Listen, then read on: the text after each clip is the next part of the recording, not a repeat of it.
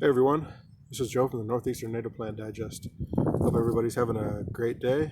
Happy Good Friday to everybody. And today I wanted to talk about one of my favorite early spring blooming plants, and that's Marsh Marigold. So Marsh Marigold is actually not a marigold. It's in the Ranunculaceae family, and that's typically a family that you might be familiar with the common buttercup. So this is actually in the buttercup family. So the name ranunculus is Latin, and it actually means little frog. And that's an indication as to where you're going to find this plant growing. So this is a plant that loves to have wet feet. This is a plant that typically is going to grow between 12 to 24 inches tall. I got 3 of them here. It's going to grow. You're going to find this growing along stream margins, lake margins, vernal pools, creeks, things like that. This plant does great, even up to maybe 2 to 3 inches of water. It's going to grow in the margins of bogs, stuff like that. So this is a great plant if you do have some wet areas in your yard.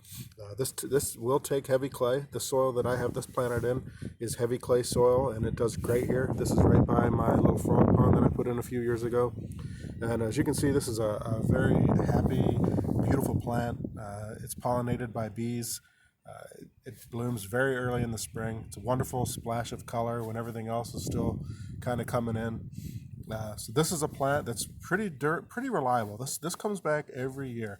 Another great thing about this plant is that you can really divide this up real easily.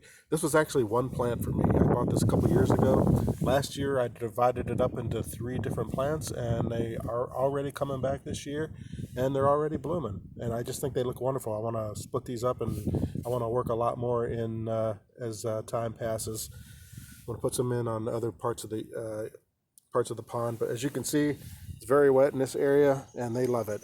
Now these will kind of go a little bit dormant as it heats up and the season progresses.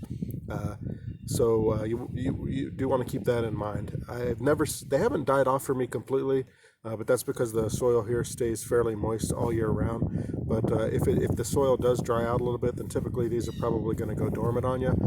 Another thing about this plant that's a nice little added feature, like a lot of perennials, once this is done blooming, you can come in here and deadhead these flowers, cut them off, and you should get another second flush of growth.